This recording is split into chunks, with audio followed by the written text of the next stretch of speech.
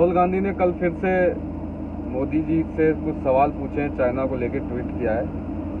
तो चाइना के एजेंट जो है, मतलब एजेंट नहीं सॉरी, चाइना का दलाल है, एजेंट तो बहुत इज्जत वाला नाम है, उसके लिए मैं कुछ लिख के लाया हूँ। उस परिवार से मेरे कुछ सवाल हैं और जो उस परिवार की गुलामी करते हैं उनसे भी पूछना चाहता हूँ मैं कि सन 2001 में राहुल गांधी लंदन के अंदर तुझे ड्रग्स लेते हुए पकड़ा था या ड्रग्स बेचते हुए पकड़ा था, जो अटल बिहारी वाजपेयी जी ने तुझे छुड़वाया था।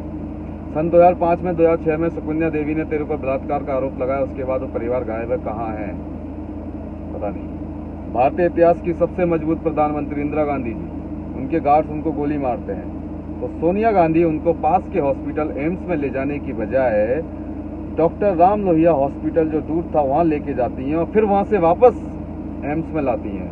तो ज्यादा खून बह जाने की वजह से उनकी मृत्यु हो जाती है। सोनिया गांधी जी क्या चाल थी, था क्या? केजीबी जो रूस की जासूस कंपनी है, आप उसके एजेंट थे क्या सोनिया जी? चलो, संजय गांधी जी की रहस्यमय मृत्यु, जांच क्यों नहीं की गई है? इन्होंने जांच की मांग क्यों नहीं की? ताकि राजीव गांधी प्रधानमंत्री बन जाए इसलिए मृत्यु कराई गई थी क्या? पता नहीं। अच्छा चलो छोड़ो। राजीव गांधी जी इस देश में लंप्यूटर ही लाए थे, लंप्यूटर करते रहते हैं ना। राजीव गांधी जी इस देश में आइंटो साइटो जो भी नाम है उसका, सोनिया गांधी लाए थे, जो इस देश में सोनिया गांधी के नाम से जानी जाती, जो इस देश को खा गई लूट के। राजीव गांधी जी के साथ हर रैली में रहने वाली सोनिया गांधी उनकी अंतिम रैली में उनके साथ नहीं थी और उनकी मृत्यु हो जाती है। और फिर सोनिया गांधी अपने पति के हत्यारों को माफ कर देती है। ऐसा क्यों यार? मुझे नहीं लगता हिंदुस्तान की कोई भी पत्नी हो अपने पति के हत्यारों को कभी माफ करेगी। पूछो यार ये सवाल उनसे कब से। ये स्विट्जरलैंड की कोई पत्रिका थी, उसके अंदर कहा गया था कि राजीव गांधी के $2 मिलियन स्विस बैंक में थे, जो उनकी मृत्यु के बाद सोनिया गांधी को मिल गए। राजेश पायलट रोड एक्सीडेंट मृत्यु, जांच क्यों नहीं की गई? लाल बहादुर शास्त्री रहस्यमय मृत्यु, जांच क्यों नहीं की गई? सन 1982 में आईआईटी दिल्ली के पास माधवराव सिंधिया जी और सोनिया गांधी जी एक कार में थे, रात को 2 बजे अकेले, उनका एक्सीडेंट हो गया था। माधवराव सिंधिया जी के साथ वैसे आपका चल क्या रहा था? चलो छोड़ो यार। लेकिन उसके बाद फिर माधवराव सिंधिया जी उनके धीरे धीरे आलोचक बन गए सोनिया जी के, तो फिर प्लेन क्रैश में उनकी भी मृत्यु हो गई। सोनिया जी अपने रास्ते के कांटों को क्या धीरे धीरे हटा रहे थे क्या आप? अच्छा चलो छोड़ो। मैं ये कह रहा था, एक तो एमओ मथाई जी की रेमिसेंस ऑफ द नेहरू एज एक किताब है जिसमें गांधी परिवार का इतिहास लिखा हुआ है। उस किताब को कांग्रेस पार्टी, मतलब इस गांधी फैमिली ने बैन कर दी। उस किताब को ये मार्केट में आने नहीं दी, लेकिन अभी ऑनलाइन कहीं मिल जाएगी। अगर आपको पूरा इतिहास, काला इतिहास इनका जानना हो तो आप उसको पढ़ सकते हैं। अच्छा, मुझे एक ये था कि एंटिक सामान जो होता है हिंदुस्तान का, तो यार उसको क्या बोलते हैं मुझे पता नहीं, जो बहुमूल्य एंटिक सामान होता है, सोनिया गांधी जी उसको डेली आप दिल्ली से चेन्नई होते हुए रोम भेजती थी क्या, इंटरनेशनल मार्केट में? उसके लिए 1993 में सीबीआई ने एफआईआर भी दर्ज की थी आपके नाम की, लेकिन फिर आपने मध्य प्रदेश के सीएम अर्जुन सिंह जी, जो आपके बहुत खास थे, कला विशेषज्ञ मर्तन सिंह, पाकिस्तान की मुनीर फरीदा, आईएसआई एजेंट सलमान तासीर, लिट्टे की मदद लेके अपना सब कुछ दबा लिया था आपने। फिर उसके बाद कुछ खुला नहीं और आपका नाम बिल्कुल दब गया था। ऐसा क्यों? ये एक के.एन. राव की बुक थी, द नेहरू डायनेस्टी।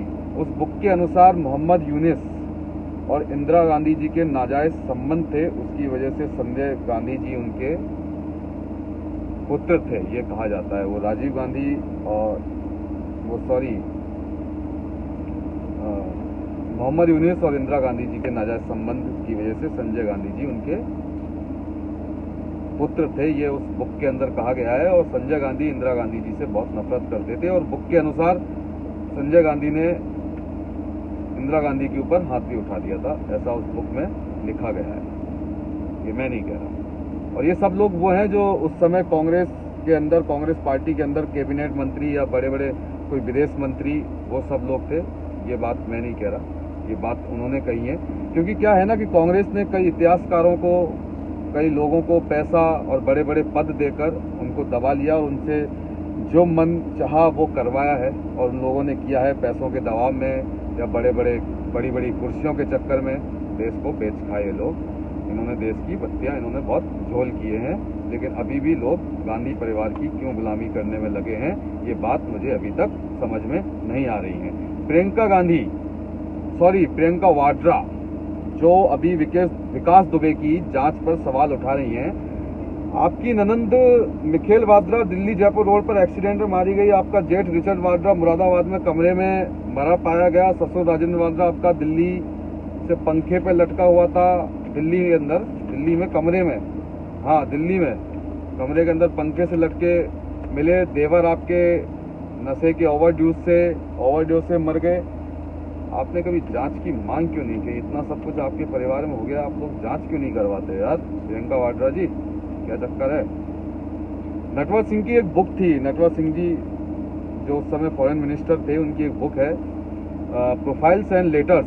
उस बुक में लिखा हुआ है कि जब इंदिरा गांधी जी अपनी अफगानिस्तान की आधिकारिक यात्रा पे थी, तब उन्होंने बाबर की कब्र पर माथा टेक कर कहा था कि ये हमारा इतिहास है, मतलब ये उनका इतिहास है, मतलब उनके परिवार का इतिहास है बाबर। और उन्होंने कहा था कि बाबर, आपका हिंदुस्तान आज भी हमारे हाथ में है। उसके पीछे कारण क्या था? और शायद नटवर सिंह जी जो हैं वो आगे लिखते लिखते बहुत सारी बातें छुपा गए, क्योंकि जिस समय वो किताब लिख रहे थे उस समय गांधी परिवार यानी कि सोनिया गांधी, प्रियंका गांधी ने बहुत चक्कर काटे उनके घर के। वो पता नहीं क्यों लिख गए, मुझे मतलब क्यों रुक गए वो सच्चाई लिखते लिखते, ये मुझे पता नहीं है, तो वही जानते होंगे।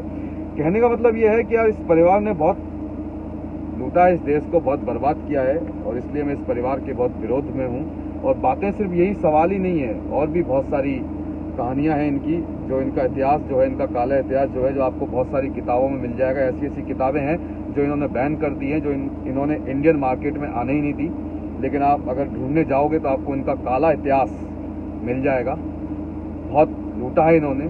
और वैसे भी अभी एक कौन सी थी यार, वो 2012 के अंदर कोई बिजनेस राइडर करके थी, या कोई जो पत्रकार थी जिसने कहा था कि विश्व की चौथी रिचेस्ट महिला है, मतलब पॉलिटिशियन महिला है सोनिया गांधी। तो ये पैसा वो इटली से तो लेकर आई नहीं थी, इसी देश को लूटा है। फिर बात करते हो गरीब किसान भाइयों की और बहनों की कि गरीबी हटाओ। अभी भी 72 साल बाद भी ये लोग गरीबी हटाने की बात कर रहे हैं। और एक वो चर्सी रोज चाइना को लेकर सवाल पूछता है, क्या भैया चाइना से पैसा आता है कि तेरा, दलाल कहीं के।